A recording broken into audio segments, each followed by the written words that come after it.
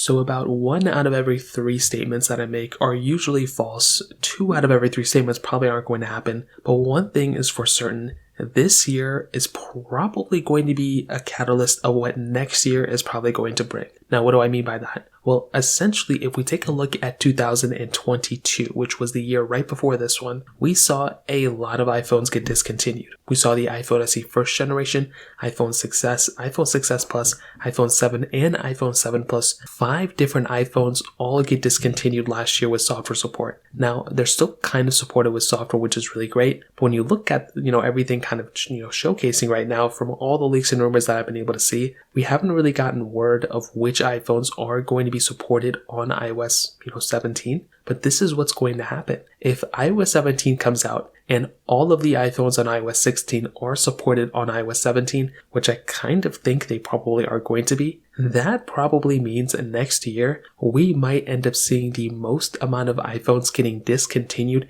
at one time. If the iPhone XR and the XS series do not get iOS 18, which recently Apple's been discontinuing their iPhones basically in twos, we could potentially be seeing next year the iPhone 8, iPhone 8 Plus, iPhone 10, iPhone XR, iPhone XS, and iPhone XS Max, all 6 of those iPhones all being discontinued at the exact same time. Now, the chances of this happening, I think, are about 50-50. It really comes down to what's going to be happening this year. Since Apple's past, the way they've kind of been doing things the last 2 drops of iPhones, it's been looking like they've been dropping their iPhones, in terms of software support, 2 at a time. So every other year, it looks like there's going to be a dropped iPhone. And since they're dropping 2 at a time, that could potentially mean the iPhone, from 2017 and the iPhones from 2018 are going to be dropped at the exact same time. The iPhone 5S and the iPhone 6 got dropped, and the iPhone 6S and the iPhone 7 got dropped at the exact same time. So this is going to be a very interesting thing that's going to be happening very, very soon. So if I were you, I would end up keeping my iPhones, whether you have an iPhone XR or you have an iPhone 10,